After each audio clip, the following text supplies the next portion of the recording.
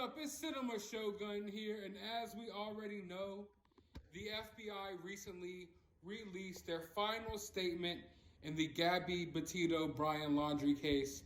Forgive me if this video is a little shaky. I'm reporting to you all live from vacation, but I still wanted to bring you all some content. Now, when I told y'all that I looked through this report, there was a couple of things that stuck out to me because I read through the whole entire report. It wasn't that long, but there was a few things that stuck out to me. One we already covered, and that was the fact that Gabby Petito all of a sudden had a brand new cause of death. You know, we knew about the strangulation, but we didn't know about any blunt force trauma to the head and neck area. But they dropped that bomb on us in the middle of this report and just coasted on right by as if that wasn't new information. Like, y'all didn't tell us that months ago. Why? I'm not sure. I still can't, think in my head as to why that had to be secretive, as to why they chose to keep that from the public. But they kept a lot of important information from the public in this case. I mean, Brian Laundrie was armed and dangerous, and they didn't tell anybody. They had 14-year-old TikTokers out here searching for this man while he was armed and dangerous. So we all know how this investigation went. It was really shady. It was really weird. They dropped the ball on so many occasions. And then, to find out while reading in the fine print of this report that there was whole new additional causes of death to Gabby was I don't want to say it's mind blowing because I expected something like that from this investigation, but it was it still almost came as a shock to me in some ways because it's like, why? Why hide this until now? And then, now that you're reporting it, now that you want to talk about it, don't just brush by like it never happened. It's one thing if they're like, all right, and we feel comfortable now giving you all this little bit of information, but nothing. They just put it in the report and just thought people were going to blow on right by and not read it and not question it. Well, the other thing that stuck out in this report to me besides that is the fact that Brian Laundrie used Gabby's phone and his phone to communicate back and forth as if Gabby was still alive. And why that's so important to me and why that stuck out to me is because it puts us in his mind state for a little bit. Because a lot of my questions were, why would Brian Laundrie do this? Why did Brian Laundrie do this?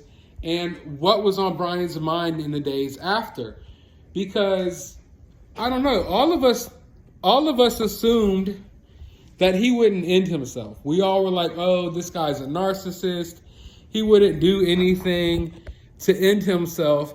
And that's the way we were all coming at the situation. That's why we kept going so hard to figure out what was going on here, because he seemed like a narcissist. He seemed like someone that wouldn't do that to themselves. And now we know that that wasn't his original plan. Because for me, one of the main reasons why I was like, this guy didn't end himself, he didn't take himself out of the game, is because he tried to make his way all the way back to Florida. I felt like if he was guilty enough to do that, then he could have just did it wherever he was at. He didn't have to take a whole road trip back to Florida to ultimately do it. But it was never in his mind that he was going to do that at first. Okay? That's why he was using Gabby's phone to pretend he was Gabby, because he was still trying to get away with this. It wasn't the first thing that came in his mind wasn't, oh, I'm going to end it all right here. He was going to try to make a run for it. And now I'm wondering, I don't want to go too far here, but I'm wondering if Brian's parents were assuming that Brian was going on the run for it when he left their home. I don't think they would just, Brian's going to off himself in the woods. Bye, Brian. See you later. I think they thought that Brian was about to make a run for it. They probably packed his bags, gave him a couple of PBJs and some Fritos, and sent him on his way. And then Brian realized that he wasn't cut out for that. He wasn't cut out for living in the woods. He wasn't cut out for running for the rest of his life. So he ultimately did what he did. Because it's just, no one goes through that much trouble to drive all the way home. And if you were thinking he probably just wanted to go spend the last few days with his parents, see his sister for the last time. I'm not really buying that, especially because when you take into account the fact that he was contacting himself back and forth, pretending to be Gabby. If he wanted to just go have his last little hoorah with his family, would it be necessary for him to pretend he was Gabby? I don't think so. So the fact that he was doing that lets you know that he was in a different mind state. He was going to make a run for it. That was the original plan. And then I think the pressure got to him too much, especially when he realized, like, oh, I'm about to get caught. Oh, this isn't just your average case. The whole entire world. Imagine thinking that you're going to get away with something, or that you could possibly get away with something. And then the thing you're trying to get away with becomes the biggest case in history. Okay, I don't think there's ever been a missing persons case, or just a case in general, that's been as big as this Gabby Petito story. One of the biggest cases like this of all time, which is crazy. But I don't think he anticipated that. And once all the national attention came, once the people were outside his house, once he realized, oh, they're going to find this girl where I left her at, that's when he decided to go the different route. So that's why that really stuck out to me, because I've been so interested in trying to find out, like, what type of frame of mind he is in. Because he sure fooled me. I did not expect him to do what he did. I didn't ever expect them to find him out there, or find his remains out there at the park. And I was just trying to figure out, why did this slip past me? Why did the fact that he was capable of doing this slip past me? I know it doesn't sound too far-fetched in a case like this. It seems like the most likely outcome.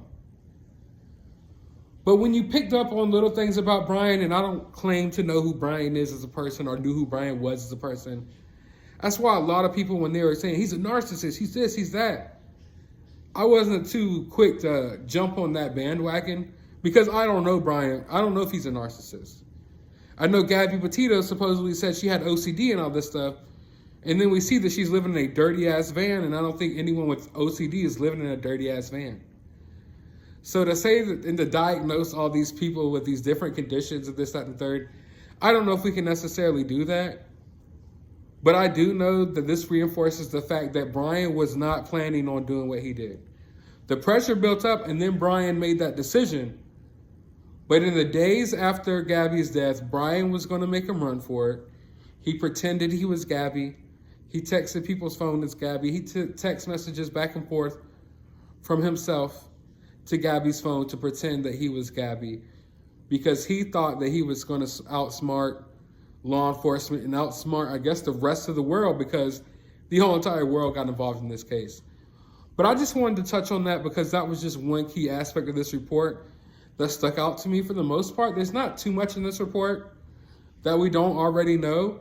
I mean, I'm glad that they finally named that Brian was the person who did it. Brian admitted it in his journal, all this, that, and the third. But yeah, I just found this little tad bit of the report interesting, because it just puts you in Brian's mind frame, and it lets you know where his, mentality, what his mentality was in the days after her death. And his mentality definitely wasn't to do what he ultimately did. He had a different plan. But I want to know your thoughts about this down in the comments below. While you're down there, hit that thumbs up button, hit that subscribe button, ring that notification bell. And as always, find some time out of your day to go watch a movie.